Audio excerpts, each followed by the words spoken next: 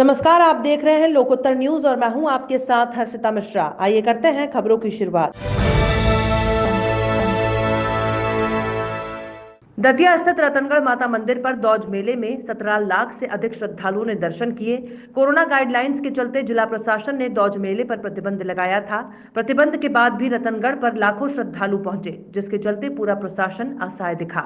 सुबह 4 बजे से ही मंदिर पर श्रद्धालुओं का तांता लगा रहा। वर्षों से रतनगढ़ माता मंदिर की मान्यता है कि सर्पदंश या अन्य किसी जहरीले जीव के काटने पर माता के नाम का बंद बांध देने से व्यक्ति स्वस्थ हो जाता है, पर उसे दीपावली की दौज पर रतनगढ़ मंदिर पर बंद कटवाने जाना पड़ता है। मान्य परंपरा के अनुसार यहां दीपावली की दौज के दिन विशाल मेला लगता है। मेले में मध्य प्रदेश, उत्तर प्रदेश, राजस्थान, हरियाणा, पंजाब, दिल्ली तक से लाखों की संख्या में श्रद्धालु माता के दर्शन करने और हजारों की संख्या में सर्पदंश पीड़ित बंद कटवाने पहुंचते हैं। इस दिन कुंवर बाबा के स्थान पर सर्पदंश और अन्य किसी जहरीले जीव के दंश से पीड़ितों के बंद काटे जाते हैं। दुनिया में सर्वश्रेष्ठ जगह है खजुराहो। उक्त उद्गार कोरोना काल के बाद पहली बार विदेशी पर्यटक के तौर पर ताइवान निवासी लियोन सी चेंग जब खजुराहो आए तो उन्होंने दैनिक लोकोत्तर संवाददाता राजीव शुक्ला से बातचीत करते हुए कहा कि उन्हें खजुराहो अपने गांव घर जैसा लगता है। यहाँ का माहौल और यहाँ के लोग और यहाँ की कला और संस्कृति उनके दिलो दिमाग में छा गई है। ये पहली बार सन 2010 में खजुराहो आए और उसके बाद से लेकर अभी तक 10 वर्षों में 20 बार खजुराहो आ चुके हैं। इनका कहना है कि खजुराहो का माहौल उन्हें बहुत सूट करता है, जिसकी वजह से वो बार बार खजुराहो आते हैं और आते रहेंगे। उन्होंने कहा कि कोरोना काल के कारण वो 10 महीने से भारत में हैं, इसलिए उन्हें खजुराहो आने में एक बार फिर से आसानी हुई। अगर वो अपने देश में होते तो शायद अभी हाल में ना आ पाते। उन्होंने कहा कि खजुराहो की जो वर्तमान की व्यवस्थाएं हैं उससे वो पूर्णतः संतुष्ट हैं। हालांकि कुछ और यातायात की सुविधाएं, खासतौर से एयर कनेक्टिविटी में बढ़ोतरी हो तो और भी बेहतर होगा। हालांकि खजुराहो में उनके कई फ्रेंड हैं, लेकिन खजुराहो के सुप्रसिद्ध सरकारी गाइड आनंद तिवारी और बद्री सिंह परमार इनके प्रमुख खास मित्रों में से हैं। ये इनको बहुत पुराने परिचितों में से बताते हैं। और लियांग सी छेंग ने कहा कि बद्री सिंह परमार स्थानीय निवासी खजुराहो ने उन्हें खजुराहो के बारे में और आसपास के क्षेत्र का भ्रमण कराकर मन में यहाँ के प्रति आकर्षण पैदा किया, जो निश्चित रूप से इनके मिलनसार स्वभाव के चलते ही ऐसा संभव हुआ। What is your good name, please? My name Musa, Which come from? Taiwan. Taiwan. So, how do you like Khajuraho? Yeah, I first one, number one. Number one. Most of the world I like Khajuraho. So, how many times come you Khajuraho? More than 20 times. More than 20 times. Yeah. So now is because coronavirus is all world now in India also. So how can possible you come Khajuraho? Yeah, I stay now more than 10 months 10 months. in India. So you come back So here. I come back again and again, So you like to come again many times Khajuraho. many times, just like my hometown. So what is the speciality other place to end Khajuraho? Khajuraho is a holy place and big energy place. And people also you like it? Yeah, people just family member. Family member. So you like many time come Khajuraho? Yeah, many. Before, now, and future. And you see Khajuraho temples and some program in Khajuraho like dance festival and some fair in Khajuraho. So you see also this program all and village countryside. Countryside. I love countryside. It's only much. temples or you go around Khajuraho? Around Khajuraho and other place. So how do you feel facilities is good? Yeah.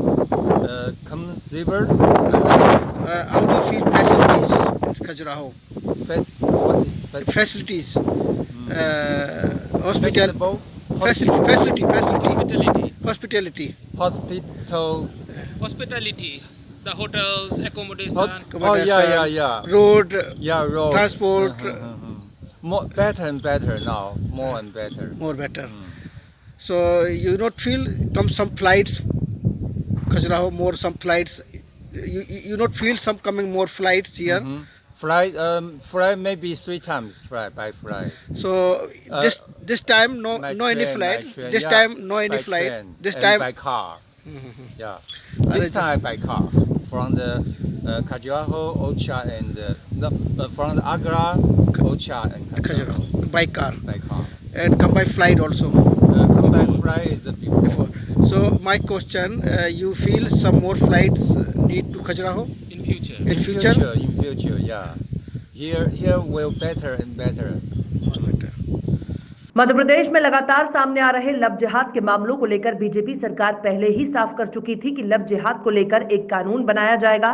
प्रदेश के गृह मंत्री नरोत्तम मिश्रा ने कहा कि मध्य प्रदेश सरकार love जिहाद को लेकर धर्म स्वातंत्र्य कानून लाएगी। इसके लिए आगामी विधानसभा सत्र में विधेयक लाया जाएगा। कानून लाए जाने के बाद गैर जमानती धाराओं के तहत मामला दर्ज किया जाएगा और 5 साल की कठोरतम सजा दी जाएगी।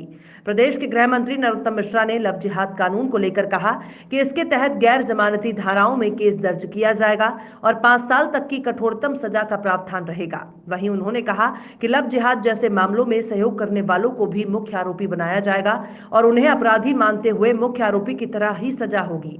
वहीं उन्होंने कहा कि शादी के लिए धर्मांतरण कराने वालों को भी सजा देने का प्रावधान इस कानून में रहेगा। कई मामलों में देखा गया है कि युवतियां स्वेच्छा से धर्मांतरण कर शादी करना चाहती हैं। ऐसे मामलों को देखते हुए गृह मंत्री नरोत्तम मिश्रा ने कहा कि कानून में यह भी प्रावधान होगा कि अगर कोई स्वेच्छा से धर्म परिवर्तन शादी के लिए करना चाहता है तो उसे 1 महीने पहले कलेक्टर के यहाँ आवेदन देना होगा। धर्मांतरण कर शादी करने के लिए कलेक्टर के यहाँ यह आवेदन देना अनिवार्य होगा और बिना आवेदन के अगर धर्मांतरण किया गया तो सख्त कार्रवाई की जाएगी। बहुत तेजी से चल रहा है, जिसको आपकी भाषा में लव जिहाद कहते हैं।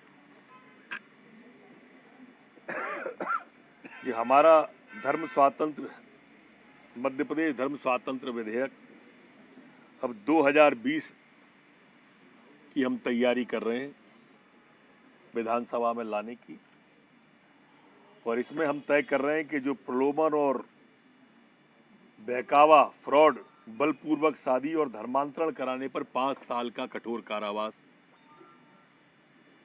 इस अधिनियम में हम रख रहे हैं।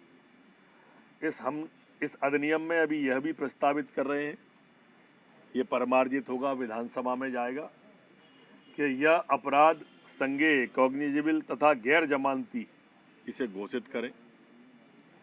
इसी तरह से प्रलोभन, बलपूर्वक, फ्रॉड तथा बहकावे में धर्मांतरण के लिए की गए विवाह को नल एंड वॉइड घोषित किए जाने का भी प्रावधान इसमें हम कर रहे हैं।